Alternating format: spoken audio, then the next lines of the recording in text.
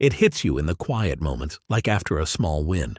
You text your friends, "I got the job," or "My video just hit 100K," or maybe even just, "I've been doing really well lately." There's a pause, a long one.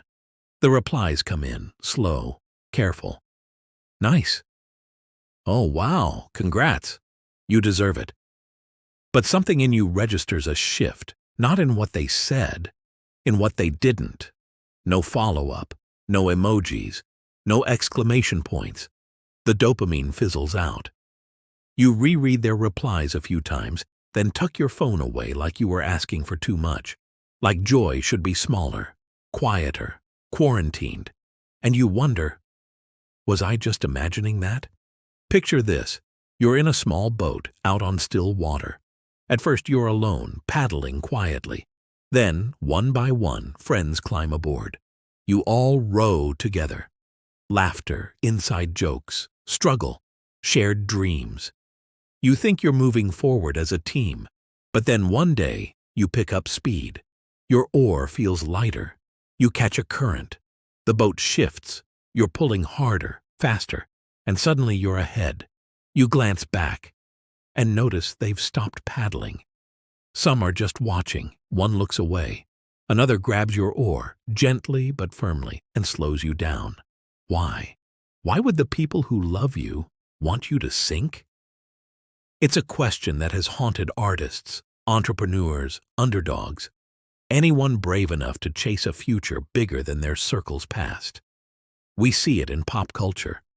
Michael Jordan, cut from his high school team, driven by doubt, even from his own father. Taylor Swift, celebrated, but only after years of industry eye rolls. Steve Jobs, fired from his own company by people he once called family. Their stories share a dark mirror. Greatness often begins where approval ends. And maybe you've felt this too. That queasy confusion when your wins get quieter cheers. That silent, slow erosion of support the higher you climb. Why does that happen? Is it jealousy, insecurity, or something deeper, older, more human? Are we wired to resent the people we love the moment they begin to outgrow us? Here's the haunting question.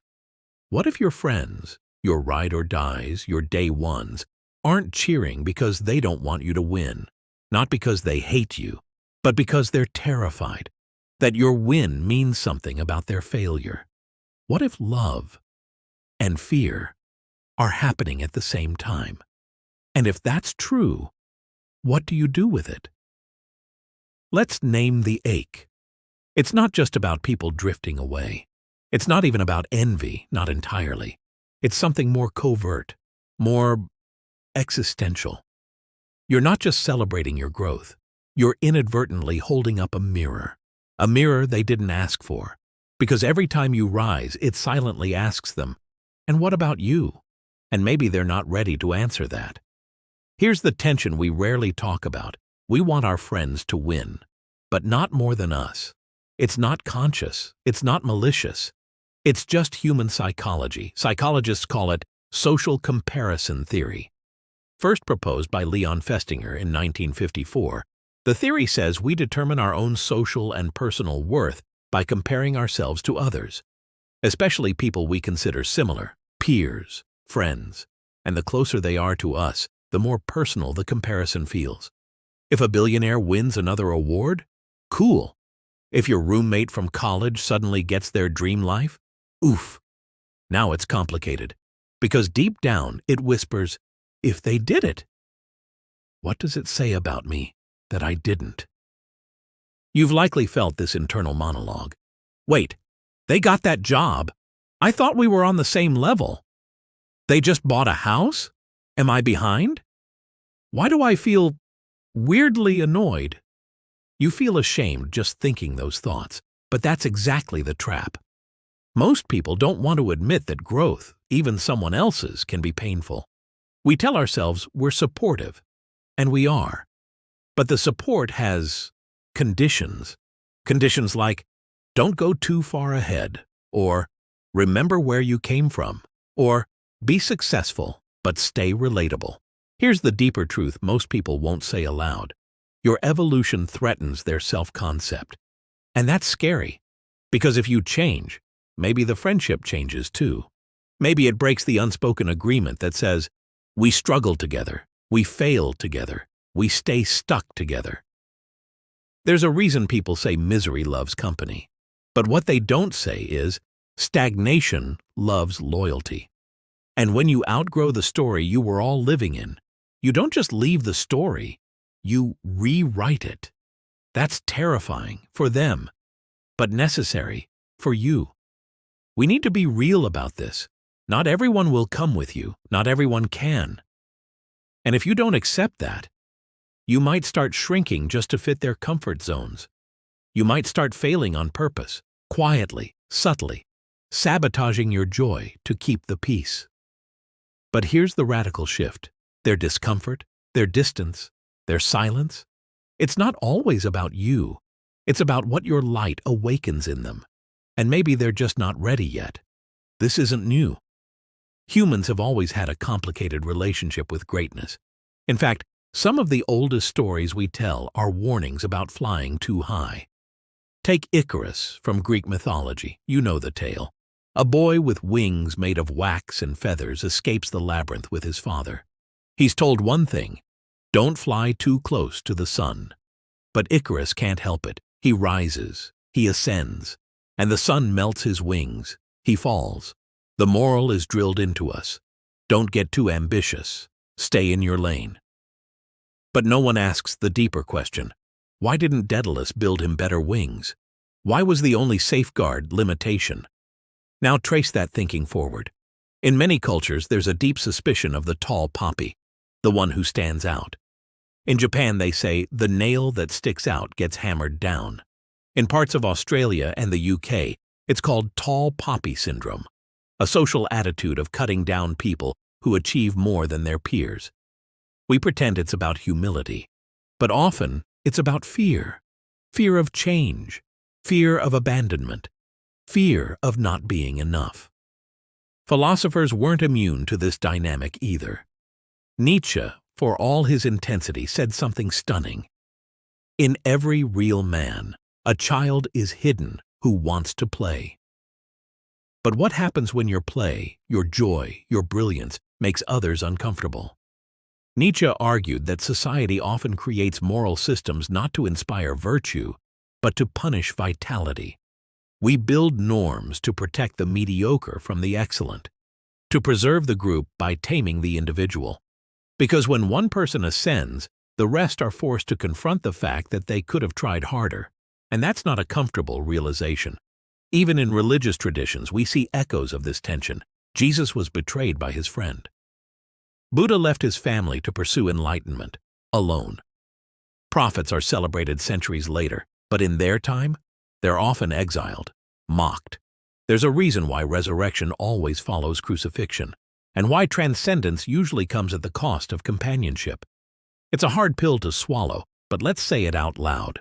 Growth threatens belonging, not always, but often. Because most friendship dynamics are built around shared norms, struggles, and identity. When you outgrow that identity, you force a renegotiation. And not everyone is ready to renegotiate. Sometimes they'd rather cut the bond than confront the part of themselves that stayed behind. But here's the paradox. You're not betraying anyone by becoming who you are. In fact, your courage might be the very thing that frees them someday, even if they resent it now. We've carried this tension for centuries, between loyalty and longing, belonging and becoming. And now, maybe, you're the one being asked to carry it. This is where the quiet discomfort turns into a kind of moral urgency, a hunger for truth, for healing, for liberation. We'll look straight into the hidden costs of staying small to keep others comfortable. Let's stop pretending it's not costing you something. You've been dimming your light for years now, lowering your voice in rooms where you should be speaking boldly, making yourself easier to love by making yourself harder to recognize. You've said, "It's fine." You've said, "I'm just being humble." But deep down, you know you're playing small, and it's slowly killing you. Here's the hard truth. You weren't designed to shrink. The human brain, your brain, thrives on growth. Neuroscience shows this. When you suppress your authentic expression, your brain actually interprets it as threat. Cortisol rises, self-trust plummets. You stop believing in your own intuition because you're constantly checking the emotional weather of everyone around you. Will they be okay with this? Am I too much? What if they think I'm arrogant? So you start second-guessing yourself, and then the doubt becomes habit. You internalize their discomfort and wear it like your own. And the thing is, you don't even get the reward you think you're earning. You thought self-sacrifice would buy you loyalty. You thought being non-threatening would earn you love. But more often than not, it breeds something else: contempt. Why? Because when people see you shrinking, they assume it's because you have nothing worth showing. They stop looking. They stop asking. They take you at the version you gave them, not realizing it was only 40% of the real you. And then, when you finally do try to step into your power, they call you fake or accuse you of changing. Or worse, they say nothing. They disappear. Think about this. When you stay small to keep your friendships intact, you're actually betraying both of you. You rob yourself of becoming, and you rob them of a living example of what courage looks like. There's a term in sociology, role strain. It's what happens when the expectations of a role, like friend, daughter, teammate, start to conflict with your evolving self. Your identity grows, but the role stays fixed, and the tension mounts. You feel it in your gut. You feel it in your neck, in your sleep patterns, in that heaviness that follows you through the week. The role is a prison, but you're scared of leaving it, because who are you without it? Let me give you a moment. Close your eyes. Think of the last time you held back something true, a dream, an opinion, a decision, because you were afraid it would make someone else uncomfortable. Can you feel that tightness in your chest? That's the grief of self-abandonment, and we all carry it. We've all learned to trade authenticity for acceptance. But that trade, it never delivers what it promises. Here's the twist no one tells you. You don't lose people when you grow. You lose people who were never truly with you to begin with. You lose roles. You lose projections. You lose comfort. But what you gain is self-respect, freedom, alignment, and eventually the right people, those who rise with you, not against you. You're not selfish for wanting to be fully alive. You're not arrogant for wanting to be seen. You're not disloyal for evolving. You're just ready. How do you reclaim yourself, and what does it look like to rise anyway? All right, this is the heart of it now, the turning point, the defiance. Let's give you the tools, not as a checklist, but as a gentle rebellion, a way of living that says, I am no longer shrinking to be loved. I am expanding to be real. This is where everything starts to shift. You don't need to blow up your life. You don't need to call every friend and demand loyalty. You don't even need to say anything at first. You just have to stop lying about who you are. Let's reclaim you, one rebellion at a time. Rebellion number 1. Tell the inconvenient truth. Start small. Next time someone asks how you're doing, tell them actually. Say the hard part. Say, I'm struggling with not being seen. Say, I want something bigger, but I'm scared. You'll be surprised. Sometimes people step closer. Sometimes they pull away. Both are answers. Both are gifts. Telling the truth is an act of love, for yourself first. It's not about drama. It's about being whole in front of other people, even if it shakes the room. Rebellion number 2. Do one bold thing that your old self wouldn't. This doesn't have to be skydiving or quitting your job. It could be posting your art online, signing up for something outside your comfort zone, saying no thank you when someone expects you to say yes. You're building evidence. I can choose myself and the world doesn't end. Rebellion number 3. Journal like your life depends on it. Because it kind of does. Write the things you're afraid to say out loud. Who am I performing for? What do I really want from my relationships? Where am I making myself small? And don't stop there. Also write, What feels true when I'm alone? Who would I be if I stopped apologizing?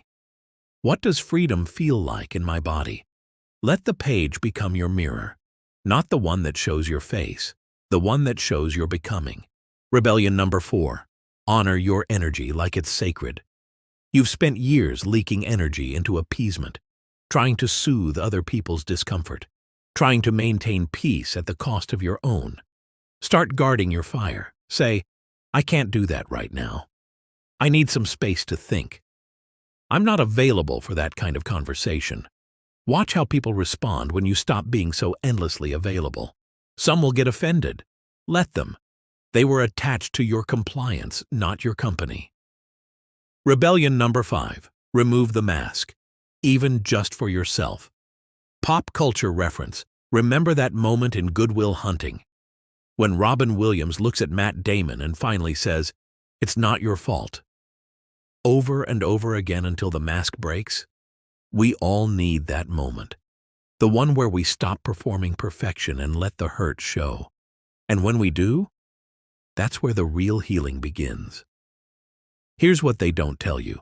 Not everyone wants you to rise, but the ones who matter, the ones with hearts as wide as the sky, they'll cheer you on, not compete with you. They'll grow alongside you. They'll love the version of you that doesn't ask for permission to exist. So write this down, if nothing else. I will not betray my own becoming just to keep the peace. And remember, rebellion doesn't always look like rage. Sometimes it looks like a deep breath before saying the true thing. Choosing solitude over shallow approval. Loving your future self more than your present comfort. Sometimes rebellion is quiet. Sometimes it's tender. But it is always honest. This is the beginning of everything, and you're already doing it. Not perfectly, but bravely. And that's enough. Let me know when you want to close this journey. Absolutely. Let's land this gently. Like closing a well-loved book or sitting quietly after a life-changing film. This is where all the threads weave together. Remember the metaphor from the beginning? The banquet hall, the long table, the people you thought would toast your success, only to find their silence louder than any applause. Let's return to that room. But this time, something's changed. You stand. You straighten your spine. You no longer shrink to fit the seat they offered you, because you finally realized the table was never yours to beg at. It was yours to build. And maybe, just maybe, you don't need everyone to celebrate you. You just need to celebrate you. The truth? Some people did want you to fail, not because they're evil, but because your rise made their stillness louder. Because your courage reminded them of their fear. Because your change required them to look at their own stagnation. And that's painful, but it's not your burden to carry. You don't need to save them from the mirror. You just need to keep walking toward the version of yourself that no longer asks for permission. So here's the quiet resolve. You can forgive without inviting them back into the inner circle. You can grieve without guilt. You can rise, even if it means rising alone for a little while. And what you'll discover is this: the higher you go in truth, the clearer your view becomes. You'll see the ones who always believed in you, standing quietly, waiting for you to notice. You'll meet strangers who feel like soulmates. You'll attract love that honors who you are, not who you pretended to be. And when you look in the mirror, you'll recognize yourself again. So here's the invitation. Keep becoming. Keep expanding. Keep telling the truth, even when your voice shakes. Let your success be a love letter to every past version of you that didn't make it this far. You don't owe anyone smallness. You owe yourself everything, from one soul to another. Thank you for walking this road. Thank you for choosing honesty in a world obsessed with appearances. Thank you for not giving up on yourself. You were never meant to just survive this life. You were meant to light it on fire.